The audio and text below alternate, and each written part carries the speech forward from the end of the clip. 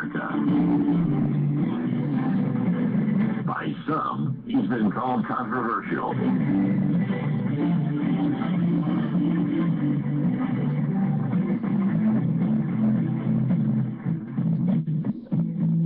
How can I convince you when your ears refuse to hear?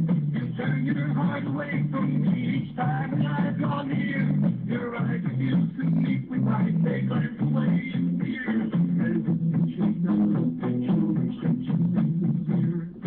Now, keep in mind that some of my guests have been approached by Homeland Security or FBI saying, why are you going on the Clay Douglas show? My message to those guys that are listening this morning is go get a cup of coffee. Maybe you'll learn something. We both took the same model, to defend the Constitution against all enemies, foreign and domestic. I don't recall there being an expiration date on that. Well, it's just a show. How can I contain the same as the same? Knowing that you're right, blinded by the light. He is the free American Clay Douglas.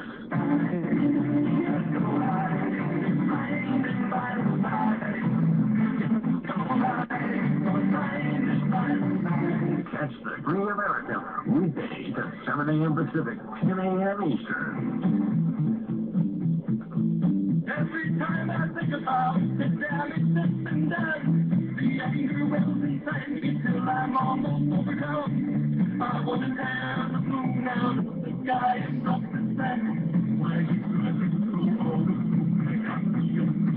For the podcast and more details, visit www.freeamerican.com or catch the podcast by phone by calling 832-999-8621.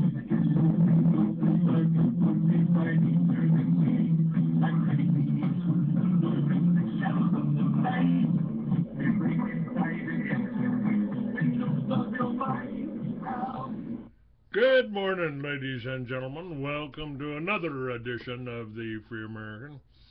I'm your host. I am Clay Douglas.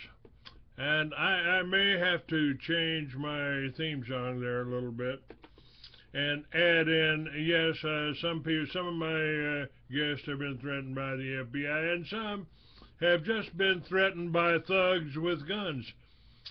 My guest today could tell us about that, will tell us about that, Paul Pantone. Welcome to the Free American. Hey, how are you doing, Clay? Well, I'm doing pretty good, but it seems like here's one of those things. Well, what do you want first, the good news or the bad news? Well, let's start with good news. And then we'll tell them the big punchline here. But the good news is our heaters are being built over in Ireland right now. They're beautiful. These digester heaters will heat your entire home or your bigger buildings if you like to build bigger. And it costs about $100 a year to operate. Wow, that could get people going. Well, our school over there is going to also be opening in about a week or two. And our team from England is going over this week to meet, and they're going to be comparing notes and sharing technology. Each group I have around the world, each dealer, I've turned them on to one different part of the Geet technology and how it ties to different things. So we have different people working on different projects, like putting together a car unit, and one for big generators in Australia. He's working mainly on heating systems and huge facilities where they need to cut their fuel bills or pollution. Some of the fuel bills he's looking at are over $1 million every quarter. So we're getting into some substantial modifications to equipment that will get your attention. Now, the other good news is the book of Geet is done. We have the basic book of science, which is ebook, or you can get it in paperback, or you can get the deluxe version, which comes complete with the automotive plans and the small engine plans and all the help you need to get it on 3 pieces of equipment. And then after that, you're on your own unless you want to buy additional licenses. Now, that book is also going to be autographed. So if you want that autographed, you, your kids, your grandkids, it can be made out any way you want by me on the inside, signed, and it'll be a numbered edition because we're not printing that many of them. Science books don't go over that big. For some reason, people would rather buy sports things, Victoria's Secret things like that. This is not entertainment. This is knowledge. Anybody got You a want to know why signed? things work. Anybody got a signed Tesla book? I would think it'd be a signed Paul Pantone book would be worth a lot of money. I just hope you got my name spelled right in the Bronco. Got a nice picture. Well, now let's go into worth a lot of money. Well, from the time I met you 35 years ago till now. I don't feel that old. I'm sorry, man. I'm sorry. I just don't feel that old, but go ahead. Oh, use your fingers. I do it. No, wait. There's still 25 and 30-year-olds. Okay. Never mind. Back to the gist of it here. Right after you and I met, one big guy there in California came in trying to con me out of my company. And we told him to get the heck off the property and don't come back. We went on TV in 1985, and we got 100 death threats. The state of California did not like what we were doing, and none of the oil companies did either. By 1990, we got more threats. When they found out we had zero pollution and we videotaped it and we put it up all over the country, nobody liked the idea of having zero pollution and 25, 30 times your mileage from crude oil because they want to refine it and make all the other products and sell us the waste product, which they call gasoline. When they can't sell it, they burn it off the refineries.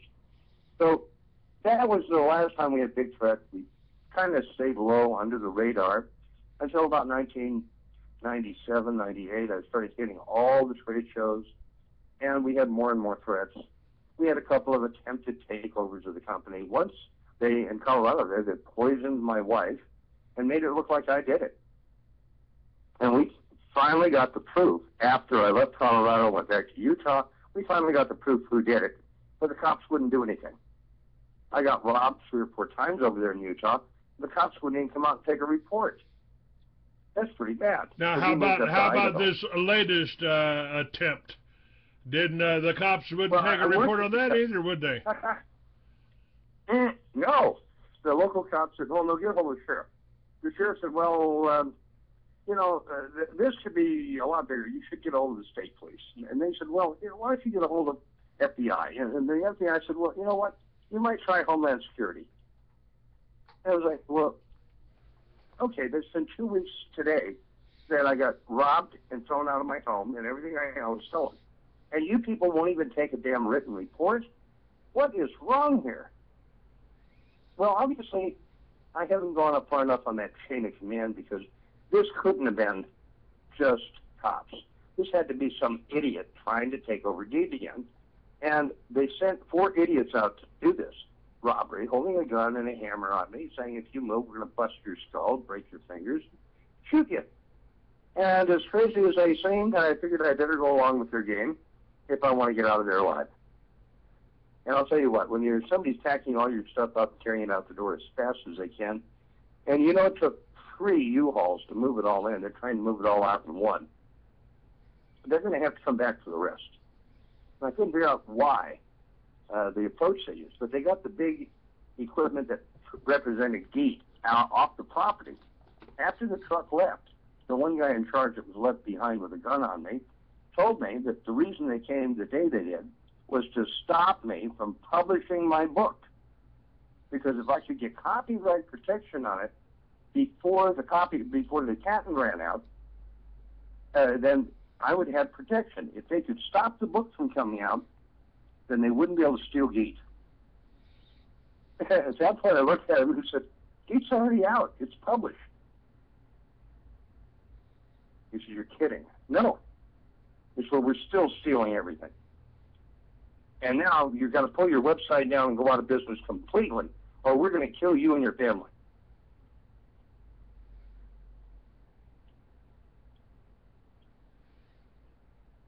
Did this guy show you any identification?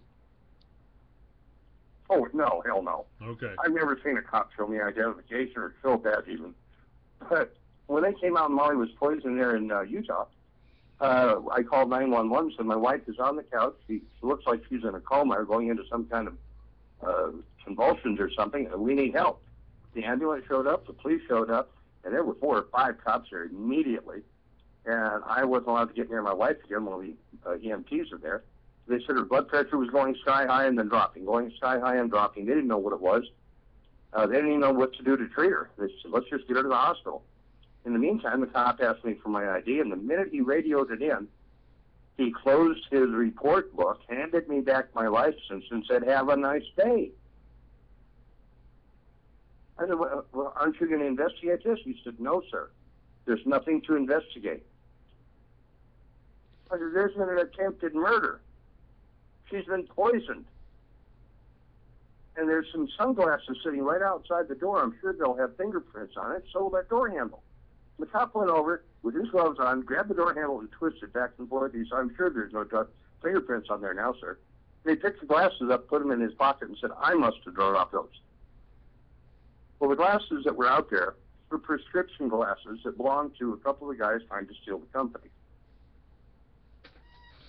So I got the picture. You're not going to win in this country unless you got the right guy on your side. So I think Trump hit it on the head the other day when he was doing his rants and raves during the debate and said, for enough money, you can buy any politician. I believe that's If you true. want them to do you a favor, you give them money, and they do you a favor. The bigger the favor, the more it's going to cost you. Well, let's see how much money is donated by oil companies to politicians. A lot. So we're trying to teach people with the book, since we couldn't open shops in the United States, every time we tried to, they got shut down. Now, our dealers were threatened several times. So instead of going that route, we're just teaching the public. They can buy the book now, $29.95. Classes used to cost $5,000, and people still paid to come. So we're lowering the price on the classes in the foreign countries back to $2,500, and we got people signing up fast. A lot of people didn't even want to come to America to learn. They said, if you'll teach in another country, we'll go there, but we don't want to go to America. That's pretty sad. If you don't remember well, that first meeting you and I had, I said, I want to make this in America, and I want the profits to stay in America. Yes, I don't sir. want to give these jobs to the Mexicans or the Chinese or any other country. If they want to build them, they can build them for their own country and keep them there and use that profit in their country so that everyone can have a better life. But I don't want to start promoting other people in their country and take away jobs from here. I wanted to create jobs. And since Geet is such a wide range, it fits everything that uses fuel. That's every piece of equipment out there. If we could start heating buildings for $100 or $200 a year and supplying electricity for $50 a month instead of $1,000 a month, there'd be a lot of people standing in line for it if the government didn't stop it. We don't have to pay for these refineries down here in Texas. Then kind of around the corner up on the freeway to the right, there's a whole big refinery turning crude oil into gasoline. You would put them out of business. Pretty much. Well, no, not put out of business. We've hurt their budget a little because they make a lot of money hauling gas. They actually do not, there's no profit in gas. It's no excess profit. I mean, they get it all. The little guy at the shop, if he makes 5-10 cents a gallon, he's thrilled. It's all in trucking. It's a waste product. At the early 1900s, Ford was approached by Standard Oil saying, hey, we'll give you the money to build your foundry so you can own the engine and all the parts in that car, and you own all the companies involved in building your car, and nobody can control you. But under one condition, you have to make gasoline-powered engines for your car. We don't want steam engines out there. We want to get rid of all this gas we're burning at the refinery every day because gas is a waste product. So is diesel. When old man Diesel, Rudolph Diesel, first came out with the engine, it was to run on veggie oil. It wasn't made to run on petroleum that you buy at a gas station. But we couldn't have that. We don't want farmers making fuel. That'd take away profit from the oil companies.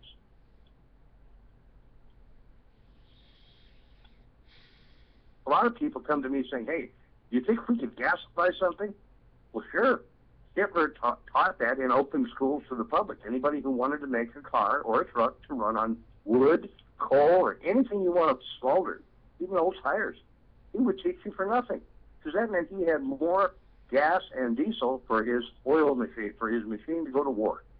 He wanted all that fuel. So he was willing to teach the people how to do it. He didn't have the Geet, so he couldn't have zero pollution, but he didn't give a damn about pollution. So we have a whole world out there of knowledge that has been held back by people in power and greedy people who want to own it all. So we're going to put to the public now, the book can be in your hands today. If you send the money by PayPal, go to my website, geetinternational.com. That's G-E-E-T, international.com. You can go on there. It's the first thing on the right side. There's a picture of the book. We just got our first edition of paperbacks delivered to our main office there. I'm not even going to say which state that's in. But the books did finally get there, and we have more coming in every week. The big book won't be done for another 3 to 4 weeks. But it's taken 37 and a half years to get there. And Clay, you've been on the bus ride with me all the way. Well, I'd like to, they found a new way to mess with me. I can't even drive to an expo. I can't drive to a exhibition, or I can't drive to a speaking engagement because they've managed to block my license. Oh, gee, you didn't have insurance. Yes, I did. Here it is. Here's the paperwork. Well, we're not giving it to you anyway. Yep. Go tell the judge. Yep. Yeah, I fought the battles too often. I've gotten to the point now I don't even want to call it the cops anymore. I'd much rather just figure out better ways of cornering people that do this stuff, exposing them. We're going to be coming out with a new book here real soon with names and all in it. I'm sure some of them will be very upset over it. But that way, when you meet other people in business, the public can know who they are. Well, they certainly didn't want me riding a motorcycle, so they figured another way to keep me from it. I'm just working on a series of short stories. I'm just doing short stories on there for my next book. I figured, here, you can have it in installments now, because I can use that book and this show to tell people about your book. Your book's more important than mine.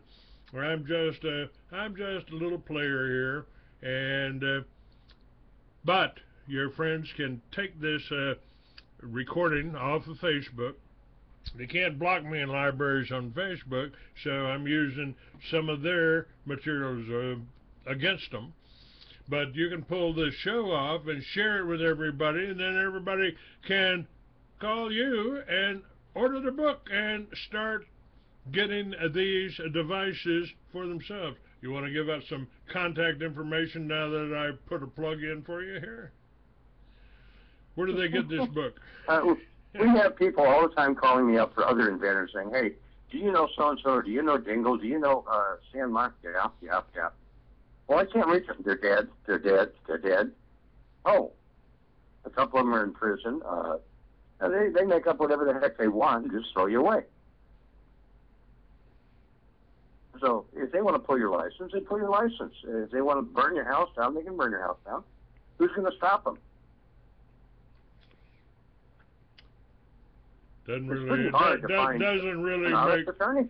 really make me a lot of difference. I got a chauffeur.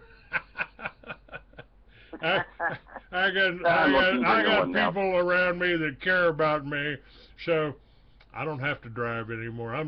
Maybe I'm too old anyway, you know. Once I can get enough schools open so they're teaching the technology worldwide, I think I'm just going to shut my doors here because there isn't enough interest in this country, and I'll just sell the book and sit on the bench and feed the birds. Tesla had a damn good idea there. They care more. They'd like to be able to eat. If people would rather go out and party and have fun and go to ball games than worrying about other things. It's pretty sad. Well, again, this is a programming here, you know. Like I said, they don't call it, they don't call television programming for nothing, Paul. And well, one of my employees yesterday told me something. I had to laugh, and I want to share it with you. he was at the rental office where he rents from, and he rents by the week, and he was paying his rent, and this other guy came in and said, all I can pay this week is $20. And the guy behind the counter is looking at him because his wallet's full. He said, well, you got more money there. I mean, what's the problem? He said, oh, I got to pay my phone bill, and I'm going to such and such concert. I've got to have the money for that ticket. I mean, that's a lot more important than paying a damn rent bill.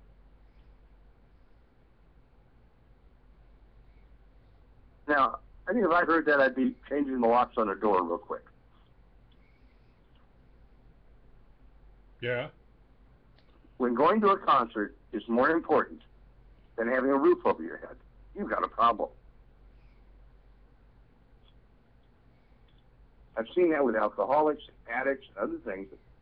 Never people into music putting it that far ahead of everything else.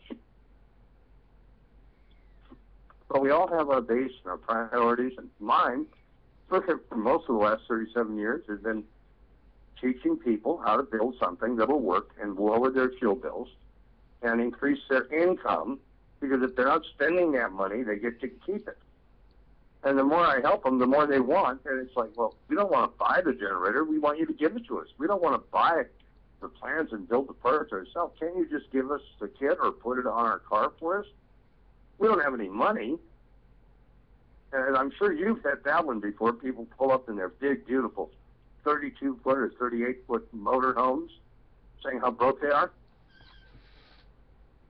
I'd like to help you, but I really can't afford it.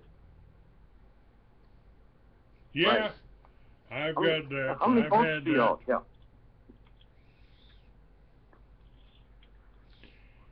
Well, that's So I've seen again, so many you rich know, they people that don't just- call they it can't programming for nothing. They've dumbed us down, and we can't work together. Yet, you know, I just played a clip yesterday from a black guy in South Central LA. And Yep. Paul, he made so much sense that I pulled just one quote from him, put it up on my website, because he just, the talk about common sense, and I thought, and they want to say I'm a racist. Somehow they want to convince you that I'm racist here. How in the hell can they do that? This guy is brighter than all of the people that I've talked to and got some of the same answers that I've been trying to tell people about. I've been able to talk to people. He's gone down in South Central LA. Yep. South LA. He says they got enough land down there for 50 central parks in vacant lots. In vacant lots. He says I want growing food. Growing your own food is like printing money. Yeah. So he's got a crew working to go out on these vacant lots and grow food. Yeah. But the city's trying to keep them from it? From the highway, the city will come in and nail you because it's against the law to grow food for other people without a permit.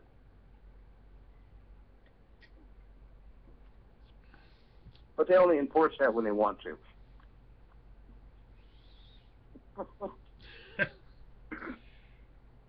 I mean, you know, does money grow on trees? No, but money grows, food grows on bushes. Food grows on trees. Food grows in vacant lots. And, you know, I almost... He's talking about my Liberty Village concept. He's talking about my Liberty Village concept. Yep. And nailed it. Got it nailed. Yep.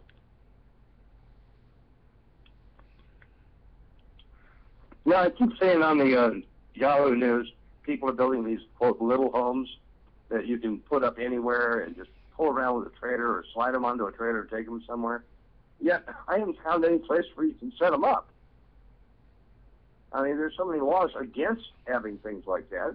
It's pretty hard to believe it. Now, what is that? What kind of thing on a trailer? The little homes people are building all over the place. Yeah. Okay. Tiny house. Like I came to Texas to try to help build tiny houses 10 years ago. Yep. And it's just taking off now. What a novel idea. And, you know, I've also got up on my Facebook, Free American 69 site, I've got places where people are building horizontal gardens. You can hang them up in your window and grow enough food to feed yourself. Yep. I've told the people on the Liberty Village concept that if you can grow your own food and generate your own power, you don't need the governments or the banks for nothing. Yep. And that's what we were starting to set up at the house I just got kicked out of, was a couple of growing rooms so that we could grow plants year-round and have our own vegetables and food growing all the time, and have that as part of my school so people could see it. And nobody coming in was really that interested. Well, I go to the store and get it. It doesn't cost that much. It was like, okay, am I really wasting all this time trying to help people that don't want help? So now we're concentrating on the people who do want the help. And most of them are in foreign countries. The number of people I've had get a hold of me from Venezuela, Brazil, Argentina, Chile, Peru, all South America has just hounded me. But I was also on a TV special. History Channel put me on down there in Spanish and Portuguese, and they broadcast it 50 or 60 times in about a 4-month period. I can't get on TV here in this country because it's against the oil company. But down there, they want the people to have something that they can look forward to. And they don't look at Geet as competition because too many people can't afford to build one.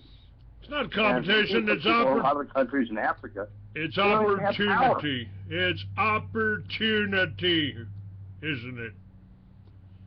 Yep. But it's still in your programming. What you tell the people is what they're going to believe. A reporter once told me, he pointed at his lips, and he said, whatever comes out of these lips during the 6 o'clock news is what the people believe. And when the government tells me to say something, that's exactly what I say. You'll never be on the news, Mr. Pantone. I wondered about that. You know, they tried to paint it out that I was, you know, the worst thing next to Godzilla. Oh, Clay Douglas started the militias. And yet, they never had me on...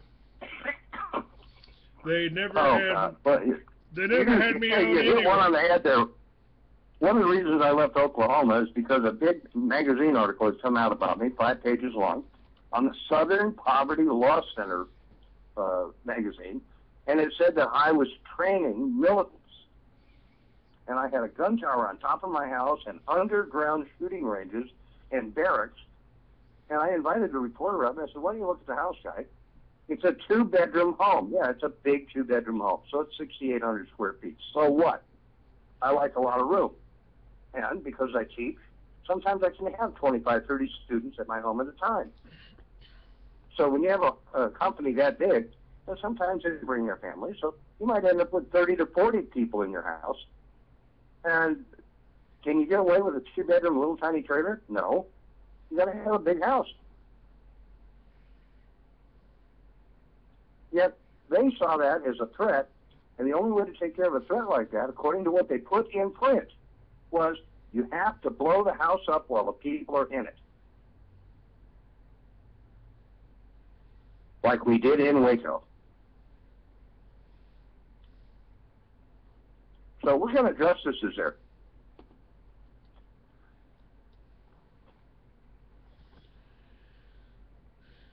Yeah, the phone works. The call-in numbers, if you guys want to call in, the call-in numbers 213-325-3434. And Rabbi Ted, you're a liar again. It picked it up. I saw you come on the thing, and then when you saw you actually connected, you immediately hung up. So, all you trolls out there, none of you want to talk.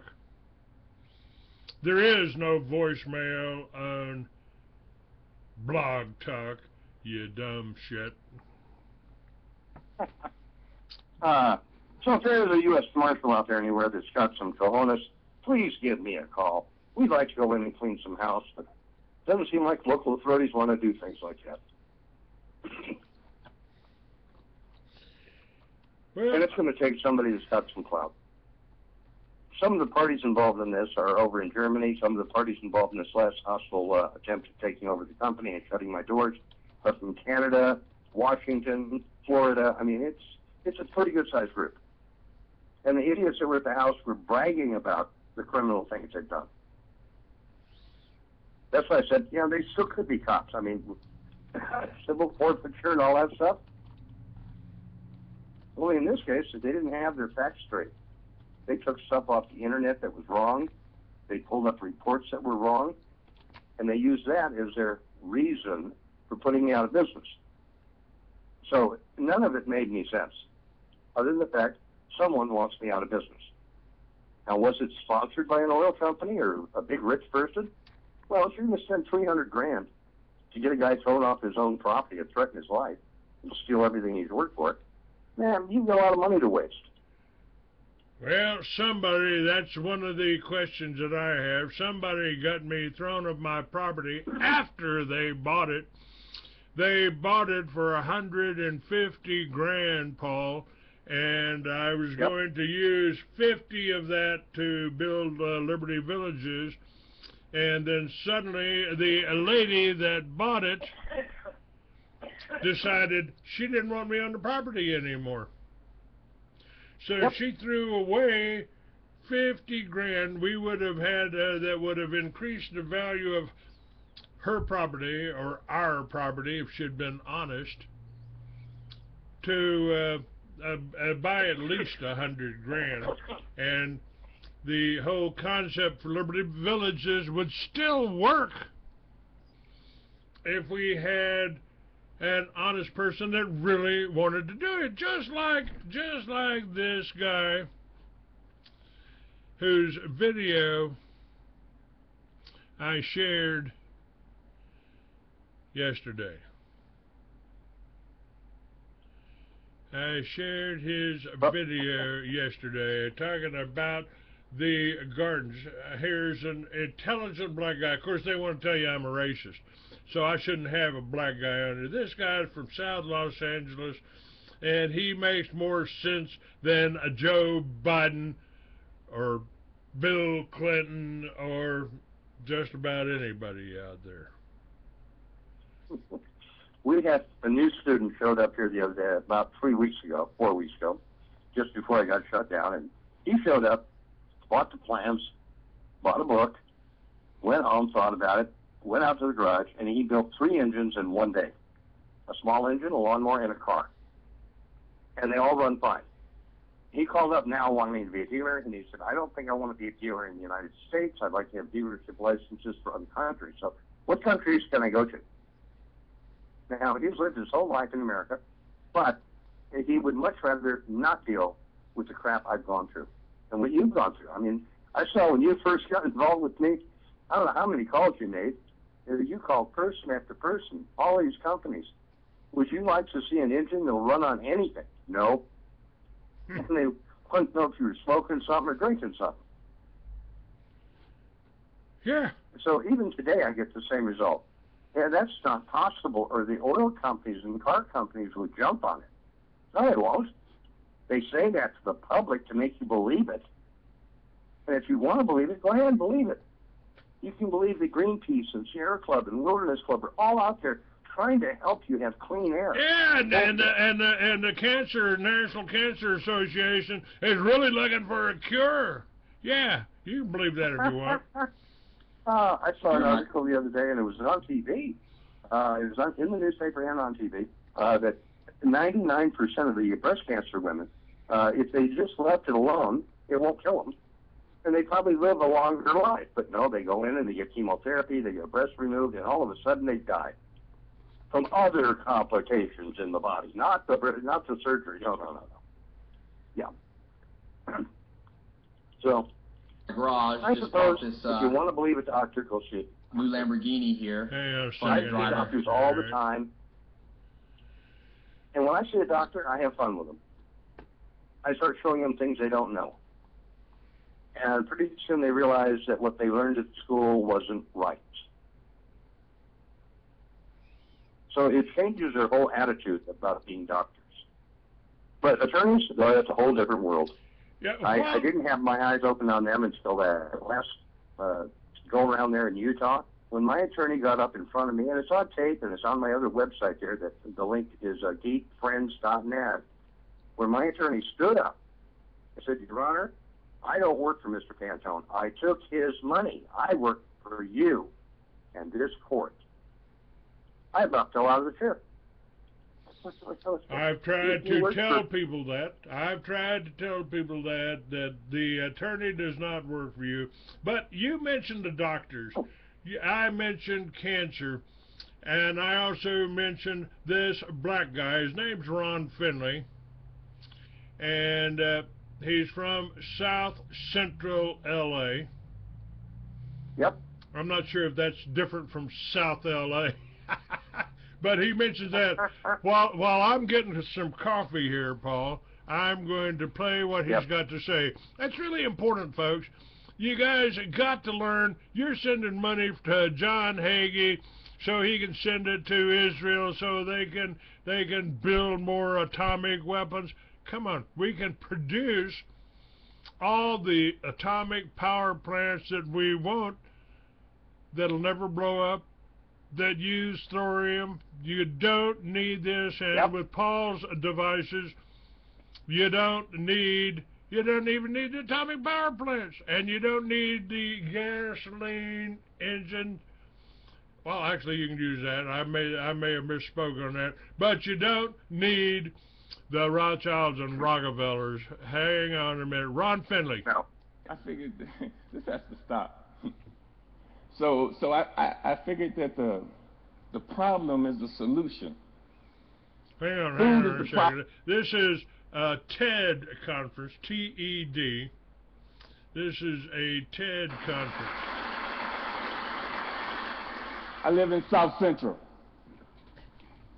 This is South Central. Liquor stores, fast food, vacant lots. So the city planners, they get together and they figure they're going to change the name South Central to make it represent something else. So they change it to South Los Angeles. Like this is going to fix what's really going wrong in the city. This is South Los Angeles. Liquor stores, fast food, vacant lots. Just like 26.5 million other Americans, I live in a food desert. South Central Los Angeles, home of the drive-through and the drive-by. Funny thing is, the drive-throughs are killing more people than the drive-bys. People are dying from curable diseases in South Central Los Angeles. For instance, the obesity rate in my neighborhood is like 5 times higher than, say, Beverly Hills, which is like probably 8-10 miles away. I got tired of seeing this happening. And I wonder, how would you feel if you had no access to healthy food? If every time you walk out your door, you see the ill effects that the present food system have on your neighborhood? I see wheelchairs bought and sold like used cars. I see dialysis centers popping up like Starbucks. And I figured this has to stop. So I figured that the problem is the solution. Food is the problem, and food is the solution. Plus, I got tired of driving 45 minutes round trip to get an apple that wasn't impregnated with pesticides. So what I did, I planted a food forest in front of my house. It's on a strip of land that we call a parkway. It's like 150 feet by like 10 feet. The thing is, it's owned by the city, but you have to maintain it. So I'm like, cool. I do whatever the hell I want. Since it's my responsibility and I got to maintain it, and this is how I decided to maintain it. So me and my group, LA Green Grounds, we got together and we started planting my food forest, fruit trees, you know, the whole nine, for vegetables. What we do, we're a pay-it-forward kind of group, where it's composed of like gardeners from all walks of life from all over the city, and it's completely volunteer, and everything we do is free. And in the garden, it was beautiful. And then somebody complained. The city came down on me. and basically gave me a citation saying that I had to remove my garden, which this citation would turn into a warrant. And I'm like, come on, really? A warrant for planting food on a piece of land that you could care less about? And I was like, cool, bring it. Because this time it wasn't coming up. So LA Times got hold of it. Steve Lopez did a story on it and talked to the councilman. And one of the Green Grounds members, they put up a petition on change.org. And with 900 signatures, we were a success. We had a victory on our hands. My councilman even called and said how they endorse and love what we're doing. I mean, come on, why wouldn't they? LA leads the United States in vacant lots that the city actually owns. They own 26 square miles of vacant lots. That's 20 Central Parks. That's enough space to plant 700 million, 725 million tomato plants. Why in the hell would they not okay this? Growing one plant will give you 1,000, 10,000 seeds. Okay. When $1 worth of green beans will give you like $75 worth of produce. It's my gospel. I'm telling people, grow your own food. Growing your own food is like printing your own money.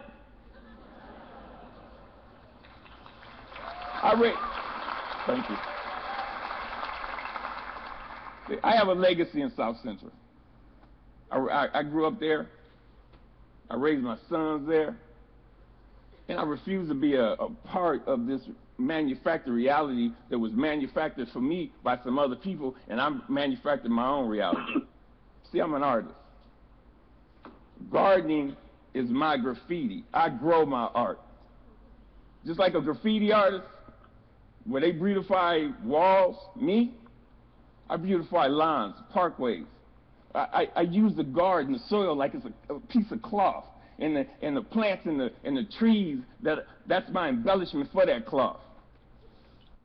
So I'd be surprised what the soil could do if you let it be your canvas. You just couldn't imagine how amazing a sunflower is and how it affects people. So what happened? I have witnessed my garden become a tool for the education, a tool for the transformation of my neighborhood. To change the community, you have to change the composition of the soil. We are the soil. You'd be surprised how kids are affected by this. Gardening is the most therapeutic and defiant act you can do, especially in the inner city. All right, I'm going to stop that there. I mean, here is a black man from South Central, Paul, instructing us on what life should be like, I think. Isn't that pretty incredible? Yeah, well, I've seen the number of news articles where they've gone in and the cities and counties have sprayed poison. They've dug it up. They've come in with SWAT teams because they don't want you growing food. Yes. They can't support those big corporations that they turned all the ranches over to. I have so told that Bank of people, America and other big banks can own all the food and all the water. I have told people about the whole shopping malls. You could turn the shopping malls by letting the sunlight in, by putting the lights in. These shopping malls would be protected from the chemtrails, and you could put the poor to work in the shopping malls. How you could put the neighborhood to work in the shopping malls and have something that's totally different, that's productive, that'll feed the whole neighborhood. Now, there's about 6 states in which this one company is going in and putting in greenhouses on top of the roof of the supermarkets. And so the vegetables you buy that day in your local supermarket was grown on top of your local supermarket and picked that day. This is just, what, a different way of thinking?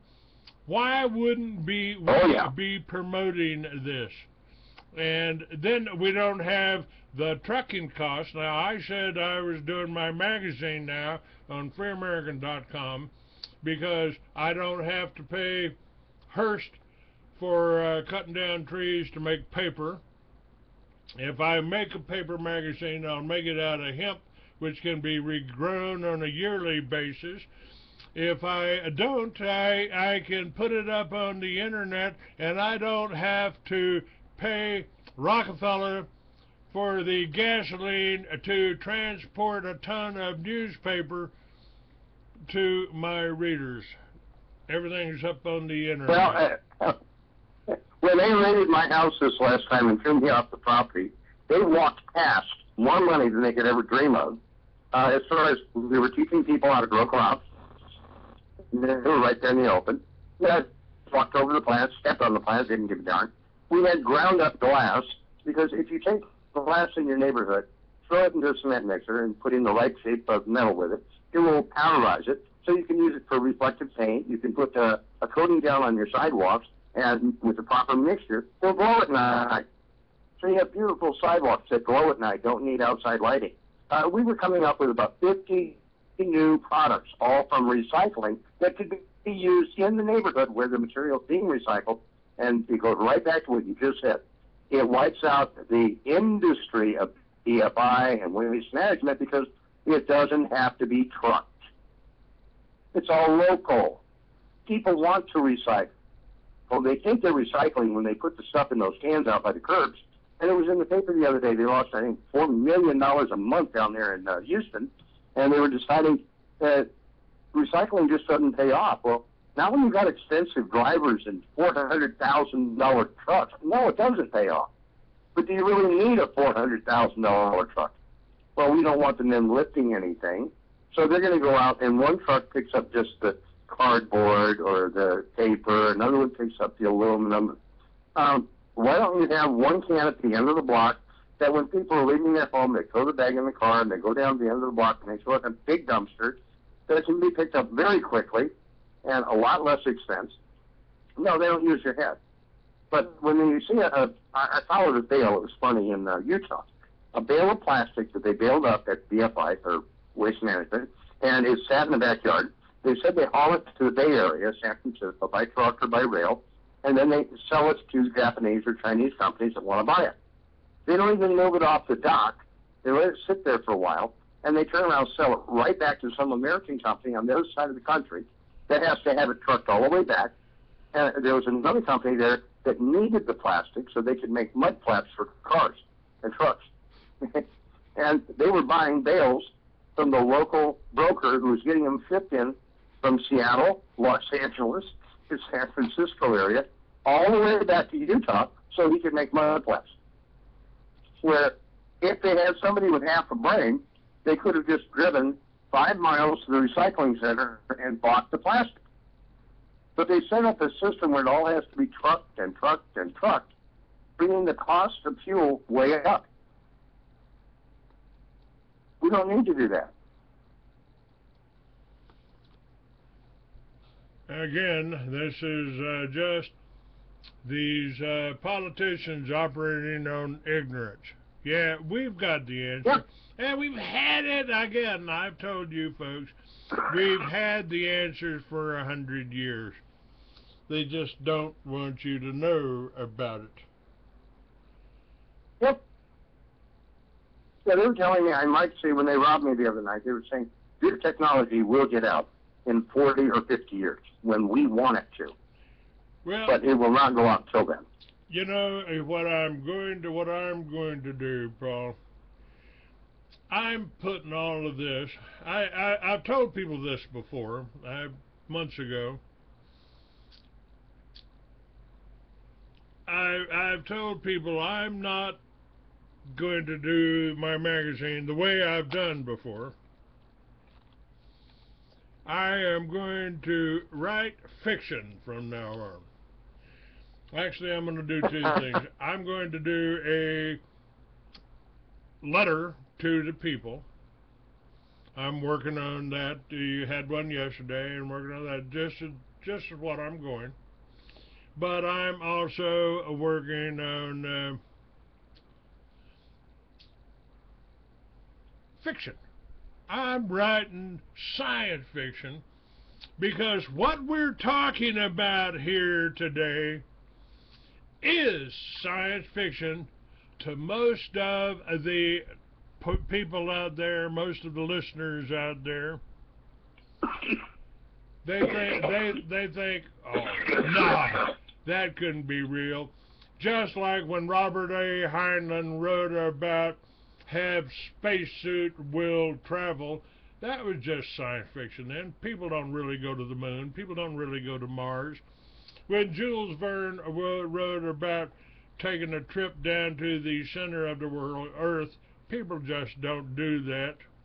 But they do, and they will. And what I'm going to be doing in this fiction, I'm probably going to be doing it chapter by chapter, because 45 years ago, I wrote a science fiction novel, pretty much a novel, about the United States in the future when marijuana had been legalized. I couldn't get a publisher because they thought it was too far out, too radical then. Well, guess what? It's legal in almost 20 states now. So I really wasn't writing science fiction. I was able to look into the future, and that's actually true. That's actually true. I said to myself, nobody I know has ever stopped smoking pot. They all liked it.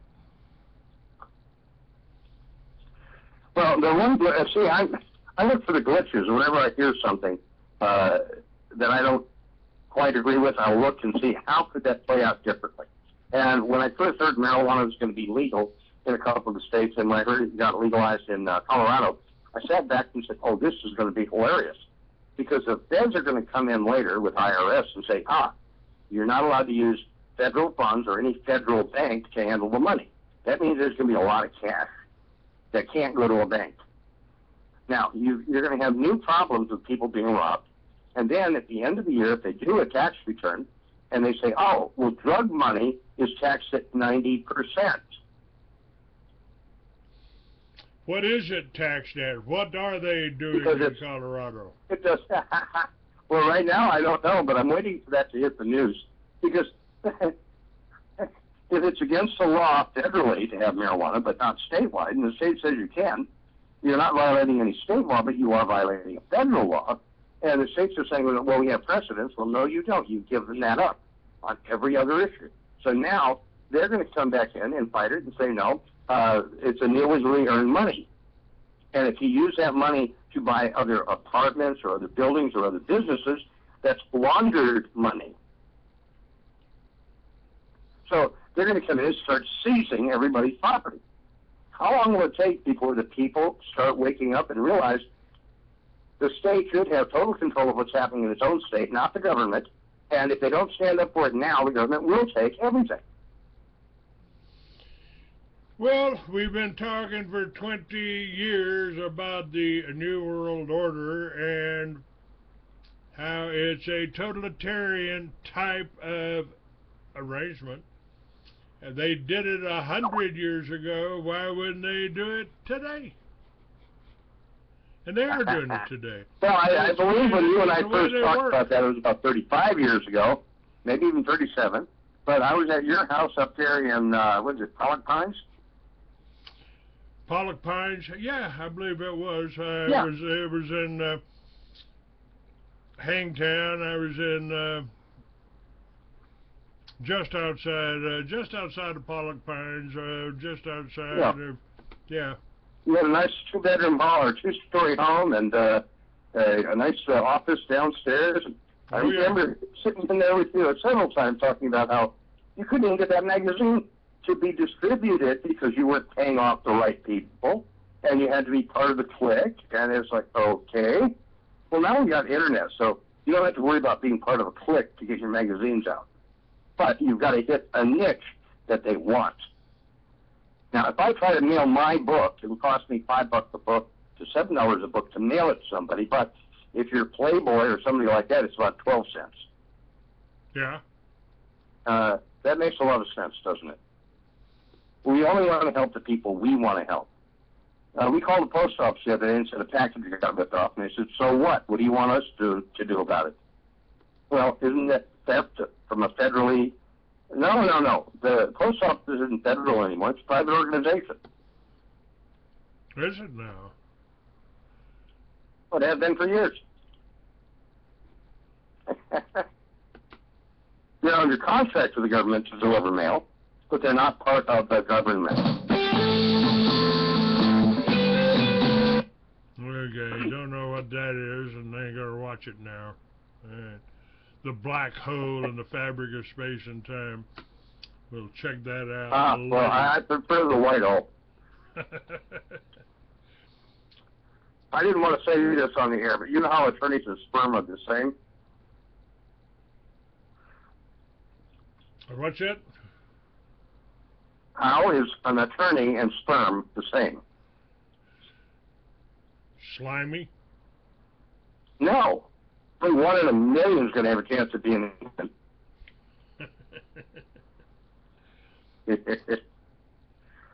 So you could use a politician instead of attorney.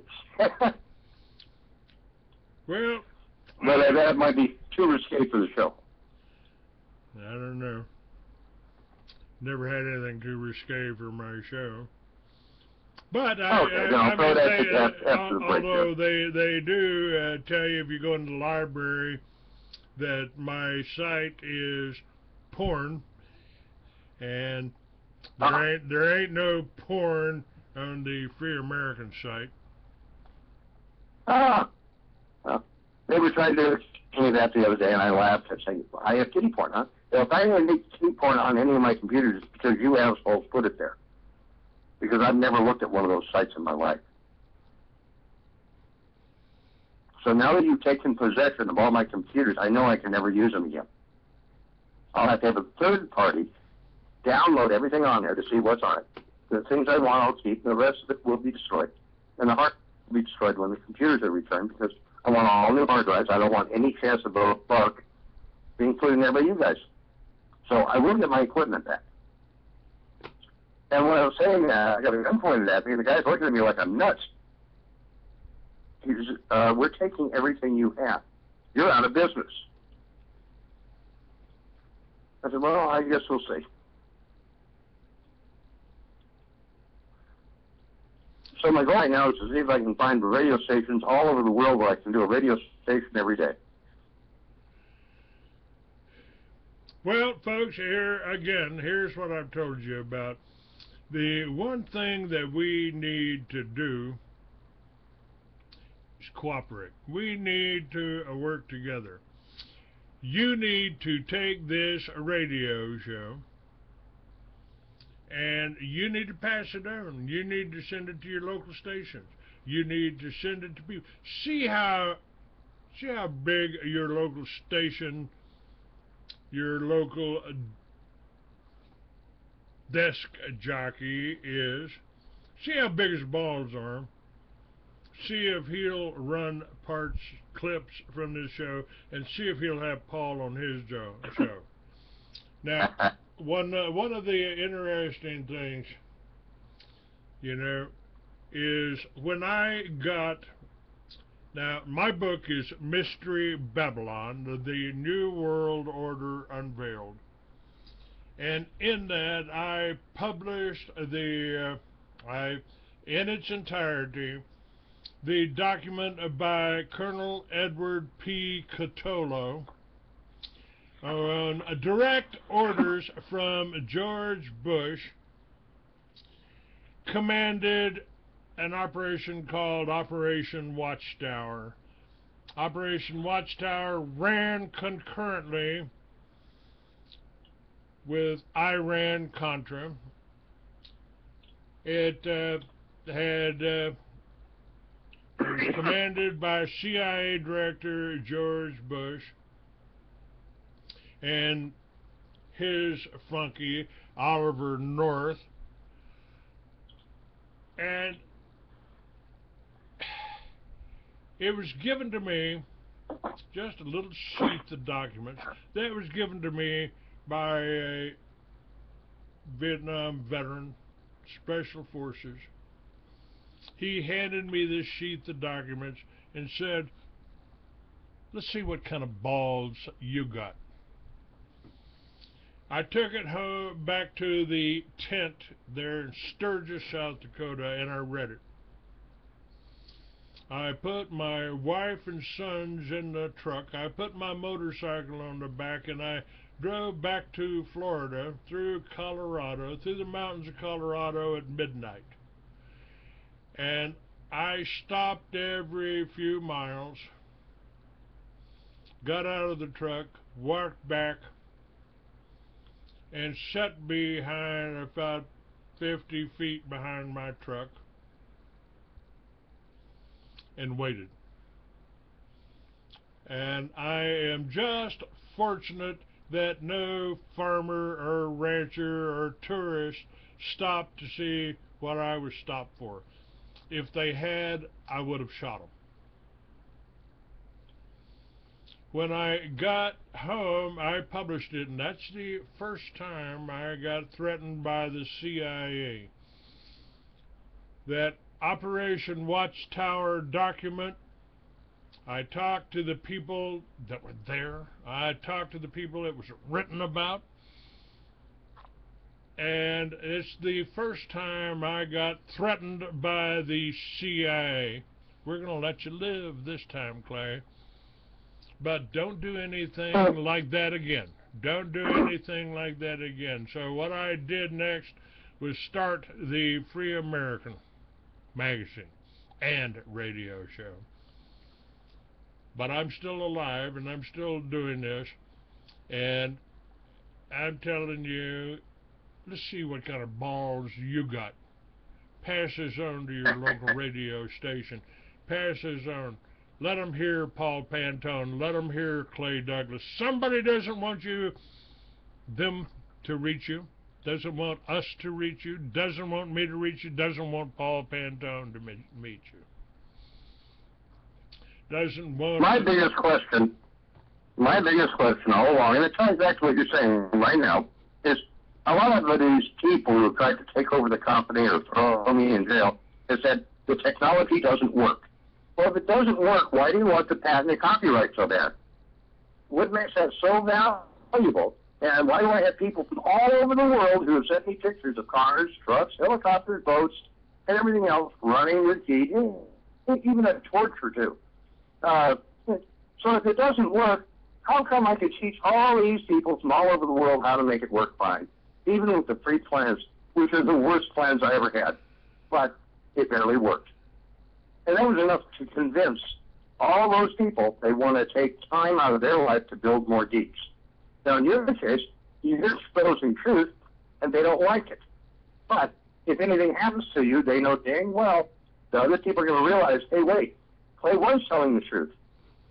Now, why does it take a disaster before people believe something is real? Can you answer that one for me? I can't because I've always known that you were real. I've watched it work under many different circumstances. I mean, and do you mind letting people know that I even had you demonstrating your Geet device in the Free American Preparedness Expo right over here in Dallas? And Alex Jones was right around the corner from you. Kind of interesting, isn't it, that Alex Jones has never had me on his show? I have tried to get on a show too, and that's one show I can't get on. I've been on about 4 or 5 really big shows, and the problem was we got cut off the air, their satellites went down, and their computers went down before we could get to the end of the first hour. Go figure. And then they said, we'll never have you on again. Gee, why not? Now, I had, Hello? I was playing Bedini on yesterday, and suddenly Skype went out. So Bedini, his device works also. That's Bedini SG, and in case you didn't know it, folks, the SG stands for schoolgirl who won all of the competition in her science class for presenting the Bedini motor. A motor that kept... Well, the 2 boys down in Palm Springs area, back, it's been 15, 20 years ago, they were about 10 and 12 years old. They ran their engine on pickle juice and Lindex. Now, ABC, the reporter there, didn't realize you don't cover stories like that, so he got a good close-up of it, and they put it on the news, and it made front page of the local paper. But the boys were told to tear the engine apart and never show anybody how it worked again, because it isn't using gasoline. Well, it doesn't matter what you pour in it. If you can have zero pollution, why aren't we looking closer at the technology? Well, it's because it offends the oil companies. And if it offends the oil companies, they tell the politicians to back off. Speaking of which, do you know how a politician and sperm are the same? No. Well, only 1 out of 1 million is actually going to be a human being. Sorry about that. We'll go on. Most of them take money for favors. And then they have to live up to those favors, which means putting people like me and you down at any cost. They cannot have the truth out there. The truth would shut down the oil companies. And I'm not saying completely. The oil companies do have some purpose. I just haven't figured out what it is. But if they just took the crude oil right out of the ground and we can get 45 to 90 times more energy per gallon using it in its raw form, it would make more sense to use that as a fuel than coal or diesel or any other method. Yet they're not interested in even looking at what we're doing.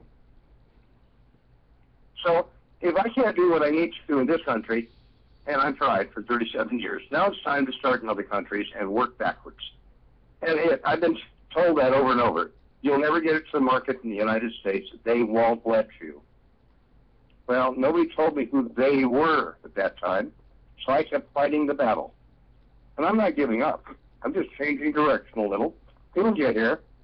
If you want to see how bad it is, go online right now and type in cars that cannot be sold in America. The list is phenomenal. They've got all these cars in other parts of the world. They can get 100, 150, 200, 300 miles per gallon, but not in America. That would offend the oil companies. Yeah, let's do that. Let's do that.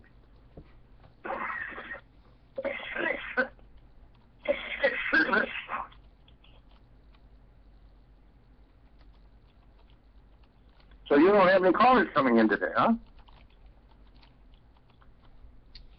No, yesterday was completely blocked. So people tried to call in and couldn't. And that was when I had a Bedini. And Here's BBC News. Why can't this car? Let's do this. 10 cars that cannot be sold in America. Okay. Let's see.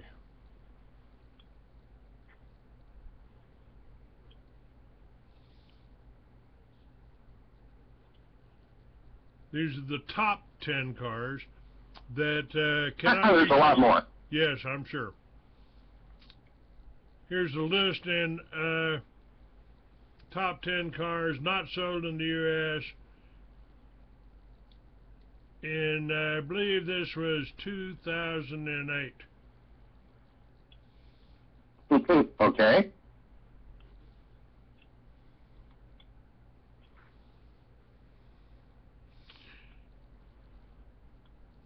So this is pretty big when you get into it. Now, the funny thing is, and I haven't figured all this out yet, maybe you can help me on it, but we got guys like Bill Gates and other big money people that put money into new car companies when they're starting out so they can keep an eye on exactly when it's going to come to market. And they let all that investor money, which is mom and pop money, go into these big companies so they can go bankrupt. And the day before they're ready to start the assembly line or start delivery, the companies get shut down. They find something wrong with every one of them.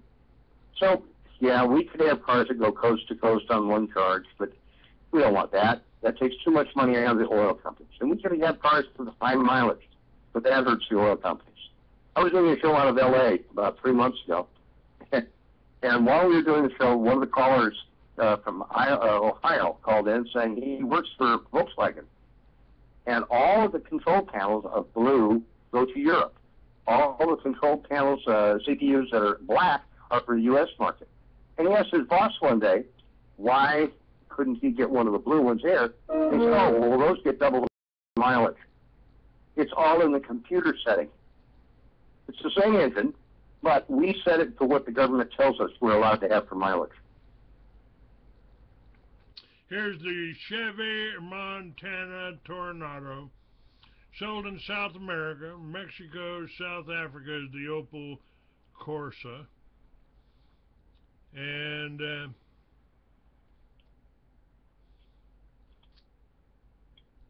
they continue the coupe utility cars. I don't want to say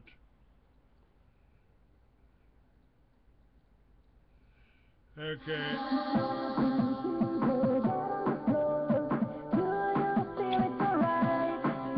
Come on, raise your hands up, hands in the air, magic summer night. Shaka-laka-boom.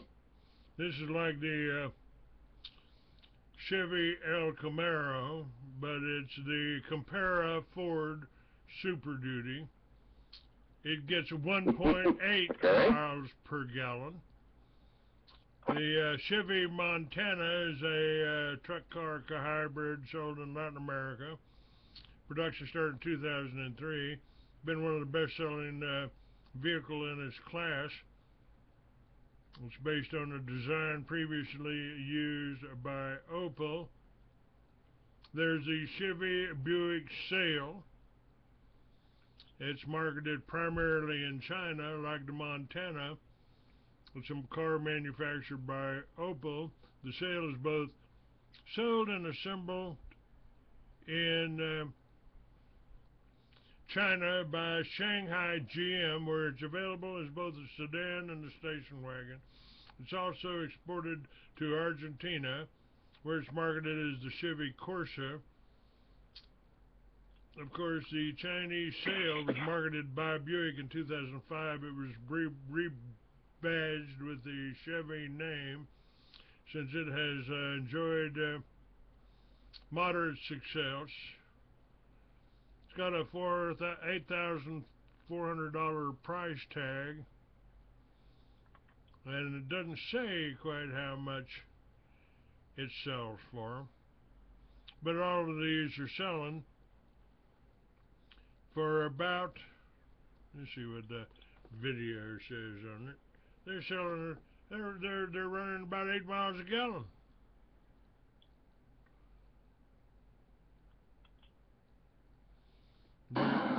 Now, Volkswagen advertised a car in foreign countries, but that advertisement was banned in the United States, that one of their new cars was going to get about 300 miles per gallon. So it can't be sold there. 300 miles per gallon, but it can't be sold here.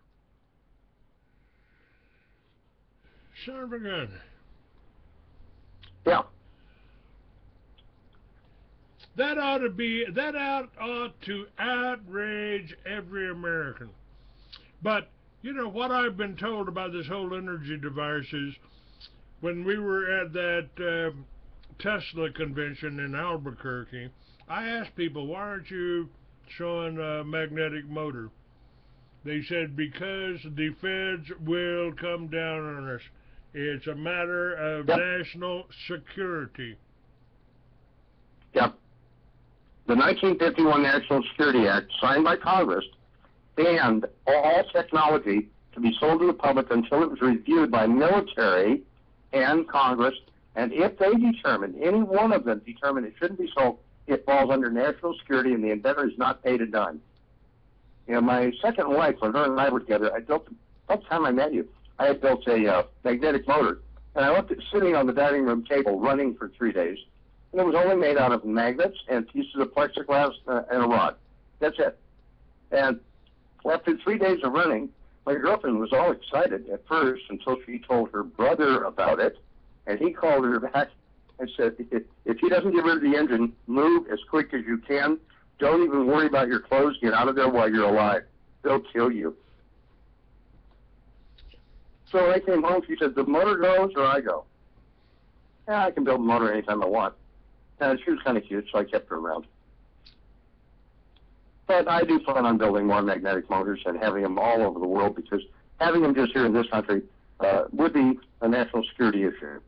But having them all over the world so they're just common knowledge would not be a national security issue, because everybody has the same cards to play with. I don't want to put OPEC out of business. I'd like to teach them how to grow food. Bring your black buddy from South Central. Let's go on over there and teach them how to plant food so they can feed their people. Because if you take away their only income, which is oil, they've got to fight and create war now to have enough money coming in to be able to buy food. How's that biblical term go? Teach a man to fish? Yeah. Let's just teach a man how to grow food. Teach like the gentleman says from South Africa. I'm sorry, from South LA, that it's like printing money. If we set up the mechanisms to handle that, we need to get them. We need to.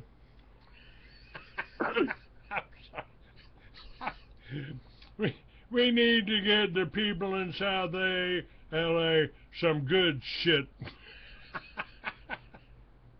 Yep. And I actually mean that literally, you know.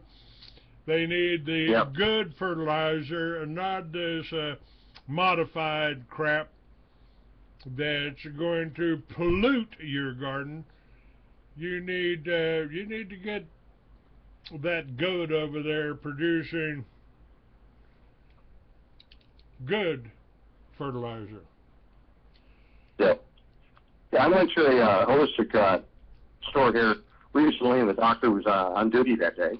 And I met her, and we were talking, and she said, you have a horrible cough. Is that emphysema? Or, I said, no, it's called valley fever. And if you've got anything herbal that'll help cure it, I'd like to know what it is. Well, we've tried about 5 or 6 different things, and some of them are $40 a little tiny 1-ounce bottle, and nothing so far has put a dent in it.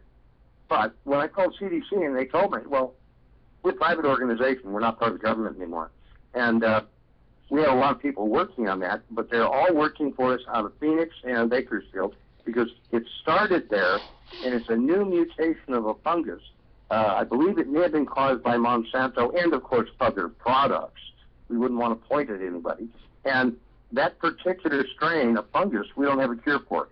So we're misdiagnosing people, telling them they have emphysema, COPD, what is it, the whooping cough, We're making up all kinds of stories, and the people that are dying, we're putting different things on the death certificate so that it isn't blamed on any one company.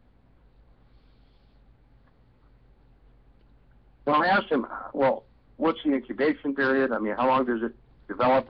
I mean, if you're saying this many people, 150 people a day dying, I mean, that should be in the news. He said, well, we don't really want that in the news. People might panic and want to move away from the San Joaquin Valley, because that's where it started. It has now spread into South America.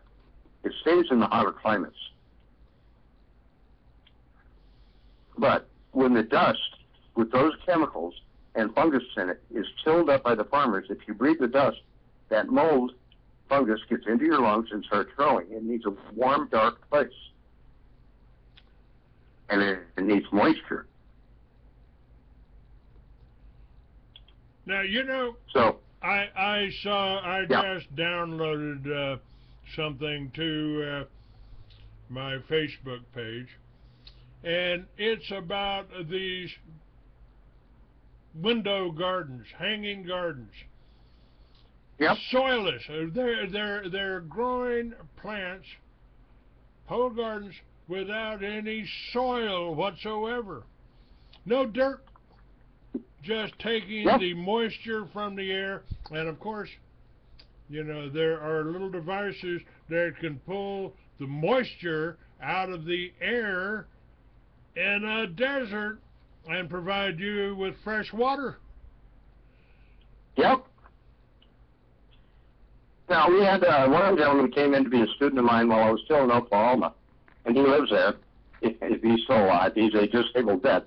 But he is one of the top experts on aquaponics, and he teaches people how to turn your two-car garage into a growing room where you can have all the fish you want and plants, and it's all done with water, and the fertilizer comes from the fish.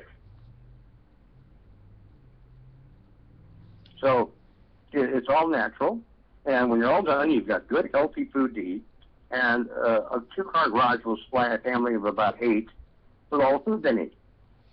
So I thought that was a really neat idea, but they have to keep it underground, and they don't want to do things like that with building permits because the city doesn't want you growing food. That's pretty scary. Yeah, I want you to, one of the things that I've talked about is that the whole Liberty Village concept that I have could be done, and I'm going to let you talk while I go warm up my coffee, could be done on a city block. You could turn a city block into an urban farm, working together to provide your water, to provide your food, to provide your aquaponics, to grow your fish. You could have them swimming around the whole block, fertilizing everybody's farm. It's just a matter of layout and design. We're not talking about any expensive cost here. You don't have to build a 10-story apartment building to do this in.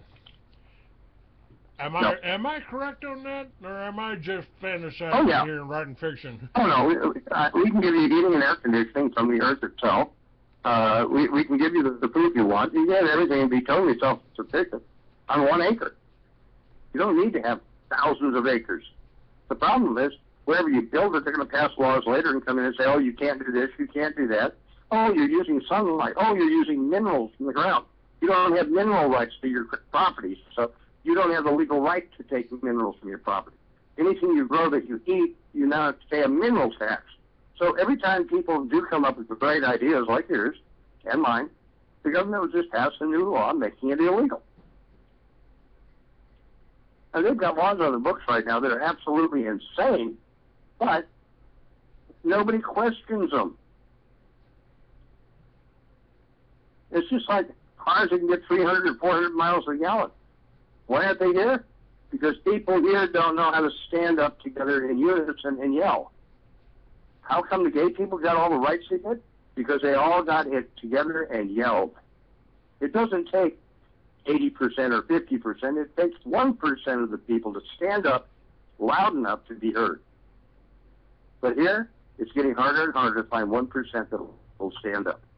They're terrified of their government.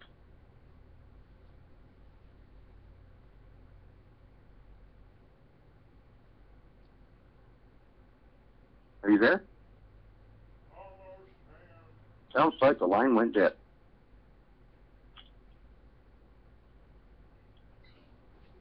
Are you there? Hello? Yes, I'm here. Oh, it says I'm still hooked up. Sorry about that. I had to warm the coffee up. Oh, okay. I'm sorry. I understand that one. But, sorry, I had to drain the coffee out too, so it took longer. Yeah. Well, we definitely understand that one. But couldn't this, how do we put this together? If you know, I've got one guest that talks about a coil that's wound a little bit differently. And I said, Yeah. this is James Woods, and he's been on my show several times. I said, can't you, we get this here? This, can you make an over unity device out of this? Oh yeah, I can do that. But I won't do it here. Can't do it here. They'll kill me here. Not in America. And so he planned on doing it in the Philippines, where he had some funding. And, you know, occurs to me that you're really, to get this book done, to avoid the threats, you got to do it overseas. Now, if we can do it, but like I said, I got the book done. Volume 1 is out. It's ready. It'll be delivered today. If somebody bought the book today from me, I'll have it in their hands on their computer in a matter of minutes. As soon as I see the PayPal payment made, they got the book. I have many other books I need to get out, and I don't think we're going to be able to get them out in America. I'm going to have to go to a foreign country for publishing and distribution. Okay, I want it on the website by this afternoon. As soon as you send me the links and the PayPal link and whatever you need, I will have it up on my site by tonight. And what I'm thinking, and what we're talking about today is really important.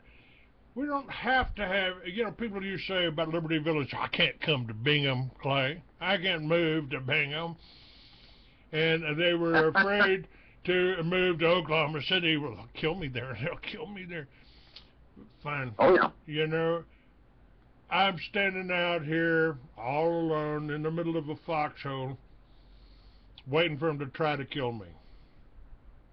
I don't care. I'm not afraid of dying, and I'm doing the right thing, and, you know, that's it. Having you on my show today is the right thing.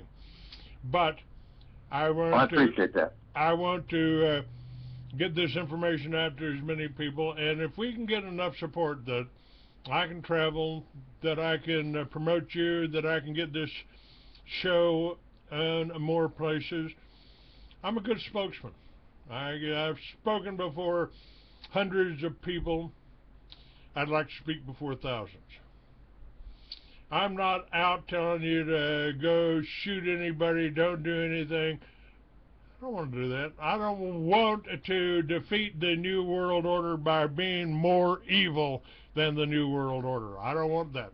And I've said, how do you fight evil without becoming evil? Well, this is the way you do it. And what I want to create. I don't want to destroy. That's one of the things I've got against the so-called Jews, as Benjamin Friedman, who was really Jewish, as he put it, so-called Jews. And Jesus, even Jesus told you to beware of the Jews who say they're Jews but are not, or of the synagogue of Satan. I don't want to kill nobody. I don't want to hurt nobody. I don't have a gun in my house or a slingshot or anything else. I teach. I try to teach people freedom, just like you do. I don't either. They stole. The bad part is most people don't want freedom.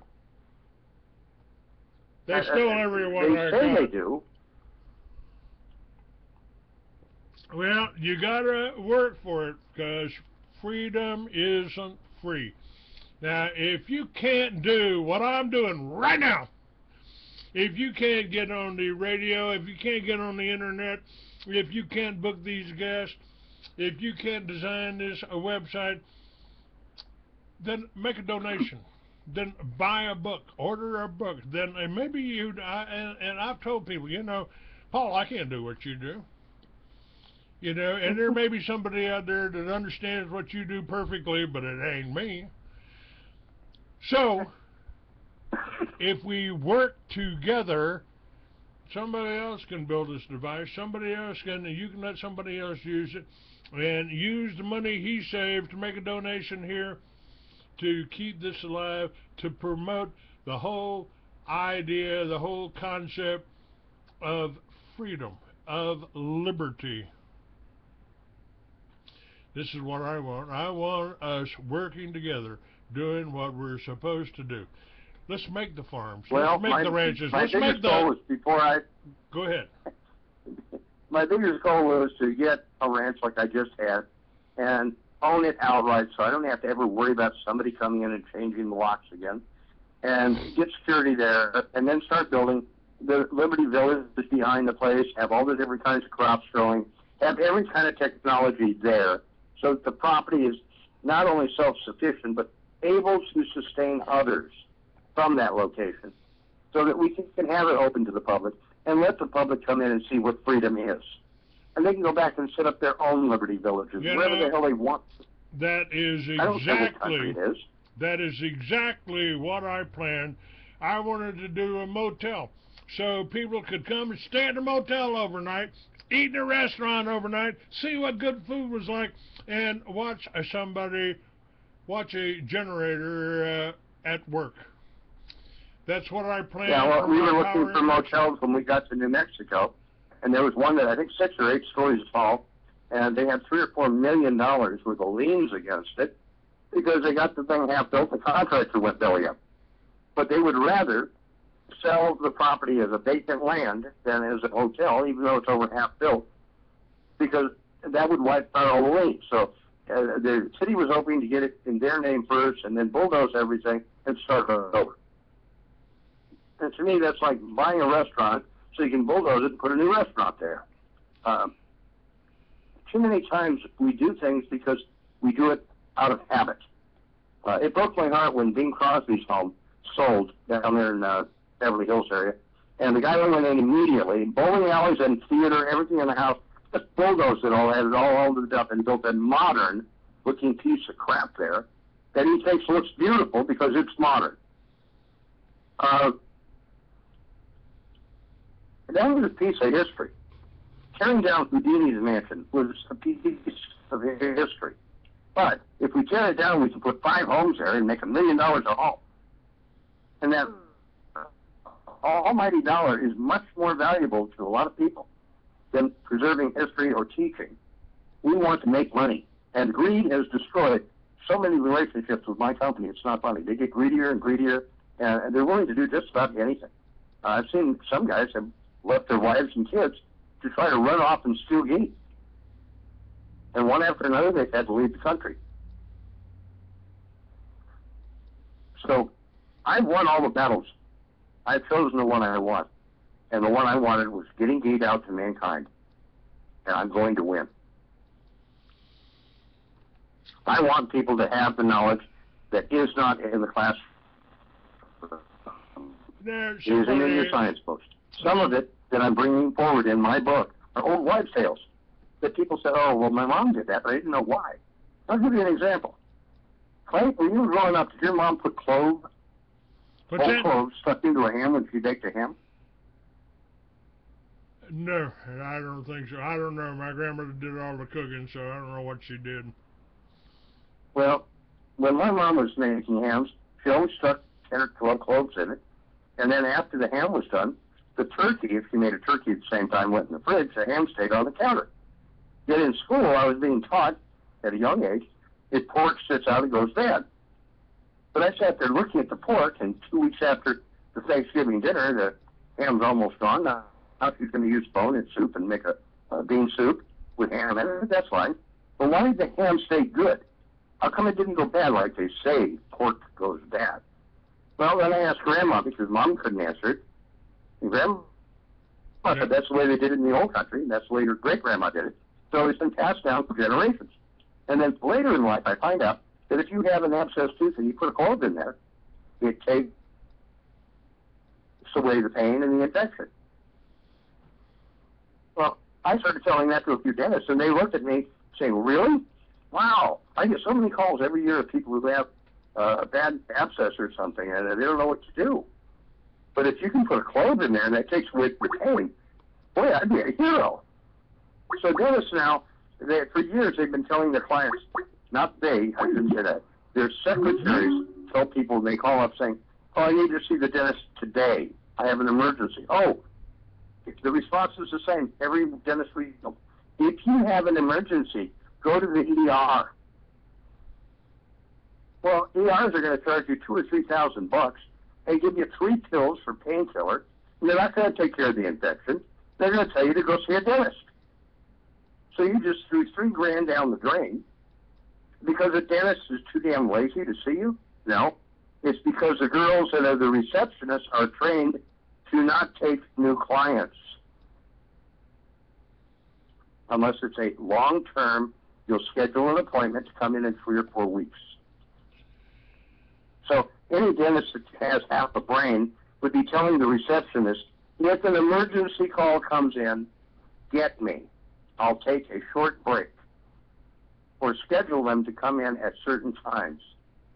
And we will squeeze them in. Because all I've got to do is do a quick x-ray and look at it and say, yeah, they've got an infection. Here's a prescription. Come back in 3 weeks and we'll take care of it. But here's enough medication to get you through that 3 weeks and get rid of the abscess. But they don't handle their business properly. And they hire girls that come from these great training centers that are trained to not book new appointments. They're being trained to send everyone to the ER. Not too smart. We have this in every field. Many times I've had people say, go in and evaluate this company for me. I'm thinking about buying it. And I'll go in and I'll check it out. I'll spend a whole day there looking at it. And I call these investors back going, I wouldn't buy it. They got this problem and this one and this one and this one. The right hand doesn't know what the left hand is doing in most businesses. That's why they're failing. But they don't hire somebody to come in and evaluate it to see what's wrong with it. Why is it not succeeding? And sometimes it's just the name. There's a company in Utah. I had to laugh because I drove by their building every day for almost a year. And finally, I couldn't take it anymore, and I pulled in. On the side of the building, it says Rebel. Well, I know what a rebel is, and I don't associate with rebels. But I finally pulled in, walked in, and it's an office supply store that's got old-fashioned antique stuff sitting on the shelf for sale. Nothing computerized. It's all the old stuff. And I'm looking at it all going, you're an office supply company? And the girl behind the counter looks like she's about 60. Going, yeah, we're about ready to go out of business, so we haven't had much business since they opened Staples and these other big chain stores. We can't compete. Well, with a name like Rebel on the front of the building, how are you going to sell office supplies? That doesn't make sense. Oh, well, the owner is Mr. Rebel. He would never change the name. There's a lot of companies like that. And they have no idea why they're failing. So if you can advertise properly, any business can be successful. But you have to use your head. Find out what the neighborhood wants, not what you want. You know, what we've talked about today, Paul, Richard Kelly Hoskins, he can't come on my show anymore because I guess he's 90 years old, doesn't want to do it anymore. But he used to tell me that the foundation of every civilization is the self-sufficient family farm. And it would seem to me, just with this show, what we've done today, we could have people standing in line to sign up for, to get on the bandwagon somewhere, if I could figure out how to structure it. Might need to talk to the dean of my college, Dr. Jake Wade, who's been under attack, by the way. They have been after Dr. Jake Wade. They're trying to take his church away, take his land away, take his home away. Maybe because he's been on my show. And but it would seem to me that people would be standing in a line to this, to try to get in to a Liberty Village where people were working together. Here's the way you work together. Here's how, let's see, simple word, cooperate. Cooperate with each other. Well, there was a guy years ago, Larry Basaw, out of Cincinnati, Ohio area. And he sent some money to me and Molly to come out and visit with him. And he said, all expenses paid. We got out there. He put us up in a nice hotel, a very nice hotel, and said, if there's any other inventors that you feel would help to build a city, an entire city that is self-sufficient, I want those inventors here. Just give me their names, and I'll have my secretary book flights and bring them in as quickly as possible. We spent 3 weeks there. We brought in some of the top minds in the world that I knew, and we brought them all in to meet the man. He hired almost every one of them on the spot. He was a multi-billionaire. Hired everybody and said, relocate as quickly as you can, and our team will get the first homes built. And then if you want a better home later, we'll build you a new one. But let's get homes up there as fast as we can, and let's get this thing started. Well, a week after we left, I get a call from one of his head guys saying, Mr. Basaw committed suicide, they say. And when I heard that they say at the end, I said, what do you mean? He said, well, I was over in the main office building, and all of a sudden I hear this bang, followed by another bang, and then bang, bang, bang, bang, bang. And when the cops got there, they said that it had nothing to do with the Harley-Davidson driving off, but the old boy had sat on his back porch, put a shotgun under his chin, and pulled the trigger, blowing off half his head. Then, since that didn't kill him, he went in the house and got I think it was a 38, and put another one through his temple. When that didn't work, he shot himself in the back of the head 5 times. And they call it suicide. As I see, so they don't want the city built. No, they don't. We're all being fired. The sad part is, the poor inventors that were there the first week that left with funding to move and already had everything moved or were en route. All of a sudden, a lot of them got there and there's no job. Well, that's generally... How many others, Larry Basaws are there out there that really would like to back someone like you or me that end up committing suicide? Well, that's kind of interesting, Paul, because I had my magazine going, my motorcycle magazine in Miami. It was cranking. I had lots of advertisers. It was nationally distributed. It was called Riders Exchange. And I got a call from somebody that was going to restart Indians. I got the money, Clay. I finally got the money. Come on out. Come on out. Well, I got out there and got the stories in the motorcycle industry, got the stories in Easy Rider, and spoke with the guy that was going to build the engines. His name was Cyril Batten. And that was on Friday. On Monday, I walked into the office, my new offices, and the president of the company said, why were you talking to Cyril Batten? I said, because I'm in charge of PR. I talk to everybody. Oh, well, you're fired. Yeah, because Cyril Batten had told me, I said, how many motors are you building for us, Cyril? He said 2, the 2 that are in the Coliseum there. And I said, wait a minute. I know Wayne's got orders for hundreds. He said, Clay, I haven't been paid for the 2 I built. And so I was fired. That's why I started the Free American, or how I started Free American, because I sued them. Actually, I sued the second company that was going to build motorcycles, and got a few thousand out of that to start the Free American.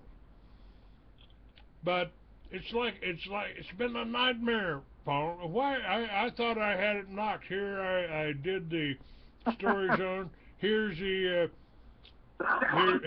here's the stories on the motors in motorcycle industry and easy riders. What happened?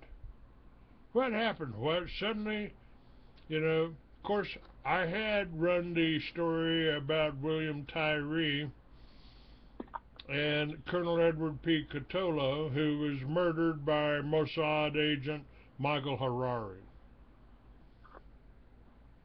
And that perhaps it was Michael Harari who threatened me about running that story.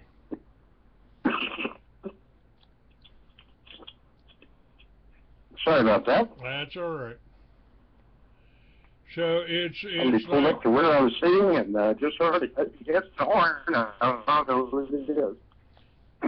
At any rate, I mean, the nightmare here is, where's reality start? Was this bad judgment on my place? Did I do something wrong? Did I write a bad story? The answer is no, I didn't. You know, why are people I don't know threatening me? Why are people I know abandoning me? Why are people that hired me suddenly firing me?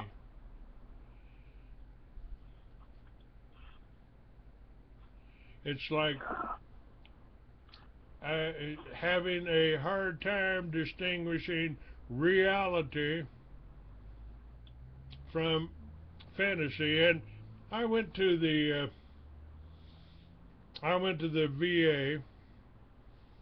I told them, I said, by this time, I didn't go to Vietnam, but by this time I might have post-traumatic stress syndrome.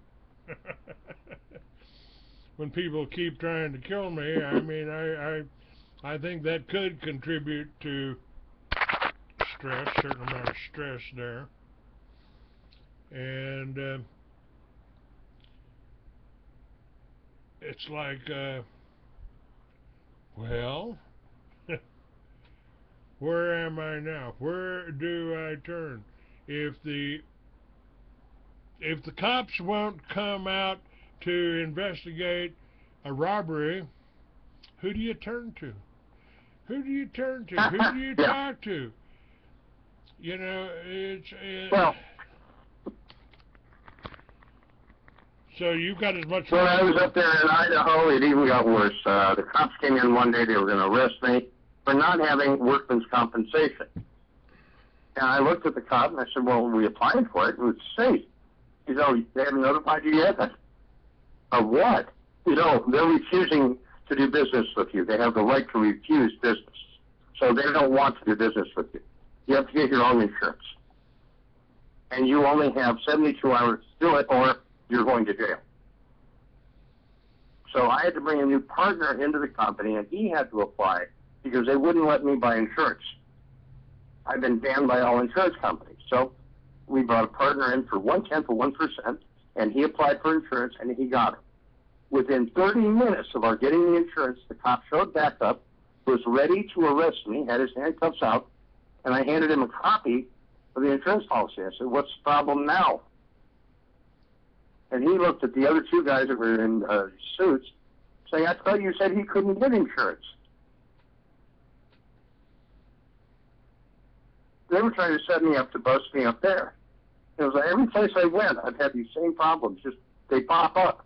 You know, you can't get a driver's license. I'm sorry, we can't open a bank account for you. Oh, I'm sorry, you can't get credit even to buy a postage stamp, so don't even try. Everything I do has got to be cash. And that's pretty harsh. Yeah. I don't know of any other American that can't even go in and open a bank account. Well, I don't think I can.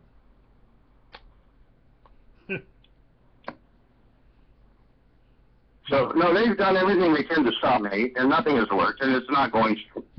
So, I'm going to keep going, and if it means I can't bring my money that I make from foreign countries back to America, fine. I'll spend money in Ireland. I'll spend it in Iceland. I'll spend it in Africa. I'm sure I can help people there. I'd like to help my own people, but if the government won't let me, that's fine. But I want the people here to know that I wanted to help them first. And I want them to know why I can't help them, that it's because the government does not want to hurt their income, which is oil.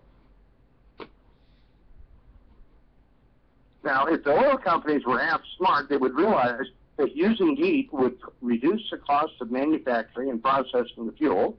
It would mean they could own a lot of utility companies by buying the generators, retrofitting them with Geet, and then using crude oil right out of the ground to run them, and having zero pollution.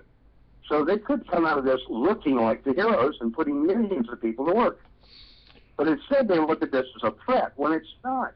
It's a method of cleaning up our planet. Yeah, but it is a threat if what they want to do is destroy this planet. If they want to bring it down, then you perform a threat. You know, it's like trying to tell people, well, Clay, you know, he's a racist. No, I'm not. I'm all for helping the blacks. I'm all for making them independent. I'm all for... Well, I had a guy here the other day trying to give me that shit that I'm a racist. I said, really? You know, all of a sudden, here comes my son and one of our workers who's black. And we only have one worker right now, and he happens to be black. This guy gets out of the car, and he's damn near 7 feet tall. He's about as wide as you are, but he gets out, he's walking up. Hey, boss, what do you want me to do? I said, oh, well, can you find me somebody black that'll work for me? He looked at me kind of funny. He said, what? I said, well, this guy said I'm a racist. we all had a good laugh at that point. But people just call names to call names. Sometimes it just gets you the attention you want. I look at Donald Trump. He's trying to get his point across. He may not be doing it in the proper, diplomatic, politically correct method, but he's getting his point across. Now, whether he's right or wrong, to me that doesn't matter at this point. He's a businessman. Now, he would like to see this country thriving. I don't think he really started out to be the president or wanting to be the president until he saw the numbers growing.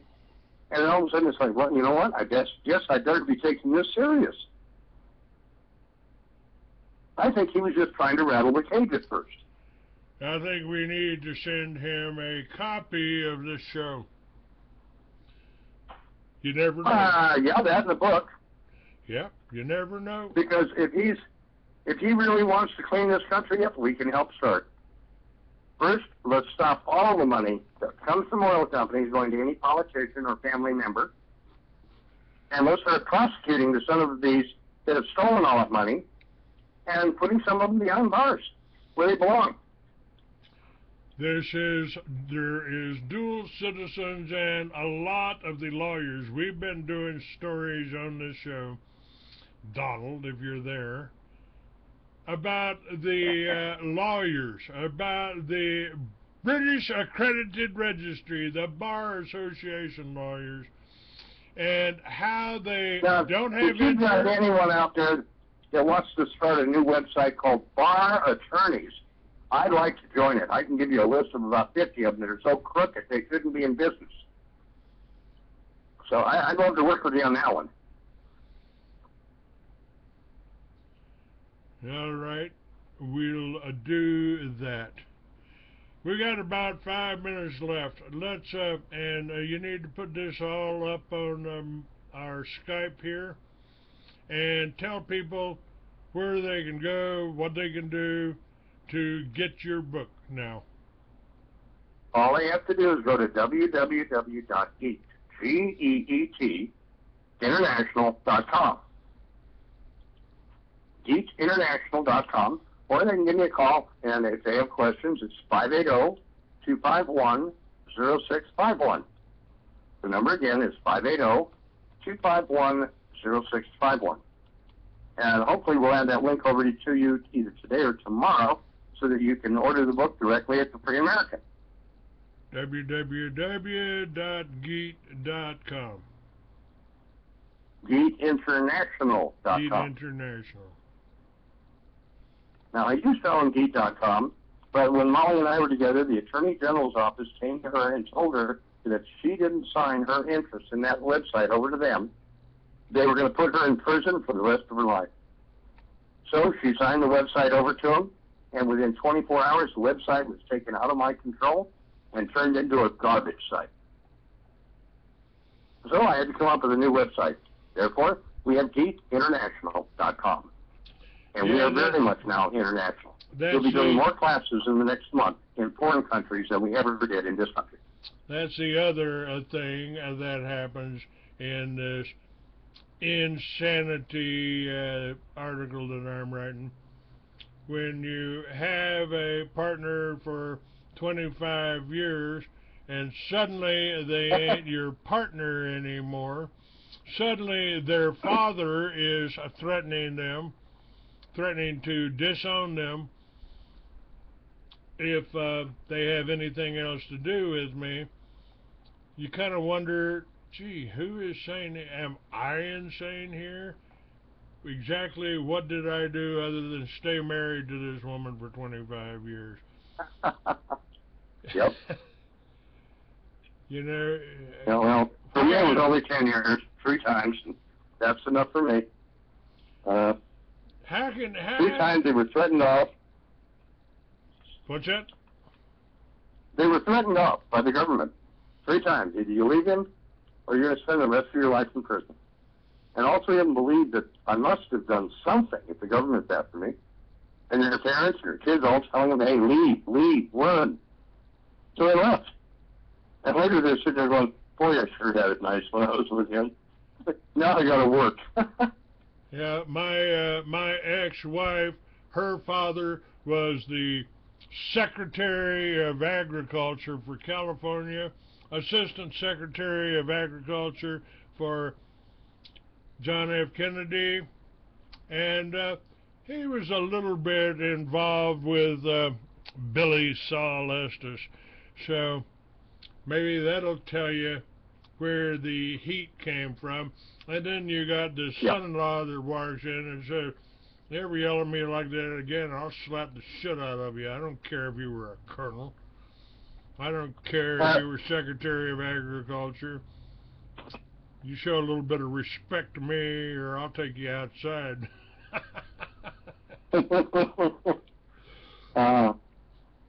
Well, I am as much in business now as I ever was, other than I don't have toys. So if anybody out there wants to contribute a car or an engine or a lawnmower, riding lawnmower, give me a holler.